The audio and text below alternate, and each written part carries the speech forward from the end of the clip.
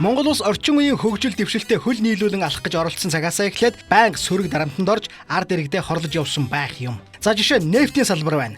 Ардчлалаас өмнө Дорн гавийн зүүн баянд нефтийн олборлолт явуулж байсан авч буулган болж хайсан гэдэг юм. Ардчлал эхэлж чөлөөт зах зээлийн тогтолцоонд шилжсэн авч нефтийн олборлолтыг хөгжүүлсэнгүй. Монголд нефт байхгүй мэтээр ойлголт төрүүлэн энэ ойлголт нь шатхуун импортлогч хэдхэн компанийг баяжуулж байлаа.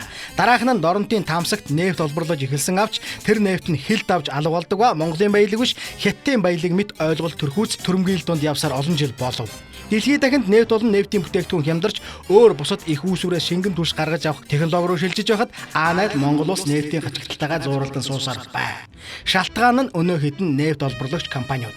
Харин өчигдрөөс эхлэн нэг таата мэдээ сонсогдож эхэллээ. Ерөнхий сайд Эрдэнэт энэ гажуудлыг арилгаж Монголоор дүүрэн хөглөрж байдаг нүүрснээс шингэн түлш гарган авах ажлыг дэмжин холбогдох хүмүүстэй уулзаж ярилцжээ. Энэхүү төсөлд Монголын талаас Эрдэс Монгол компани оролцох ба энэ талаар өндөр туршлага өгөх гадаадын компаниуд хамтрах гин нүдээ олсон шийдвэр. Манай Хард Ньюс хөтөлбөр байнга сөрөг хүчний суурин дээрээс болж бүтэхгүй хүнийг эсэргүүцэн хүчтэй дуурдаг хэдий ч энэ удаа маш талархалтайгаар энэ мэдээг дэмжин мэдээлж байна. Энэхүү төслийг улс төрийн бохир бүлэглүүдээс ангид хөдөлгөн улс орондоо шингэн түвш үйлдвэрлэж чадах юм бол ерөнхий сайд Эрдэнэтта Монгол улсын түүхэнд мөнхөрж үлдэх болно. Автомашины дөрөөн дээр хөл тавьдаг хүн бүр таны нэрийг үүр дурсаж явах болно.